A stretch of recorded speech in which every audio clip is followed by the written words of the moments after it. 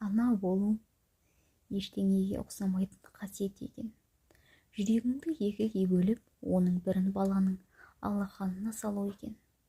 Өзгелерден бұрын сәбиің алаңдап, өзіңді кейде ұмытып қалдыру екен. Ұйқысыз түндер мен шексіз қуаныштан тұратын ерекше сапар екен. Ана болу көзге көрінбейтін ерлік екен. Бір қолымен бесікті тербетсе, екінші қолымен әлемді тербеткен әйел затының ұлылығы екен. Әр қадамына дұға арнап, баласының бақытын өз өмірінің ең ұлы арманы етіп тілеу екен. Ана болу шыдам мен сабырдың мектебі екен. Баланың алғашқы қадамын сүйсініп, күнделікті қиындықты ұмыту екен. Ана болу ештеңемен салыстыруға келмейтін махаббат екен. Сәбиіңнің жүзіндегі күлкіге қуанып, оның әр қадамын тағдырдың сыйы деп білу.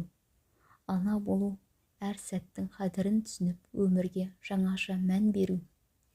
Ана болу тек сәбиді өмірге әкелу емес, оның жүрегіне иманның, мейірімінің дәнін егу.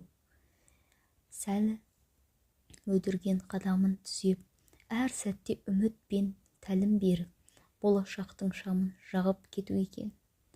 Ана болу Алланың сенімін ақтау. Ол сенім аманат. Бір күн емес, мәңгілікке жететін аманат екен. Сол аманаттың жауапкершілігін сезініп, өзіңді сарқылмас мейірімге айналдыру екен. Аналар аман болсын, олардың әр күні бақытқа толсын. Ана аман болса, шаңырақ шаттыққа толар. Ана мейірімі болса, ұрпақтың жолы ашылар. Ананың бақытты сәті ұрпақтың жарқын болашағының кілті.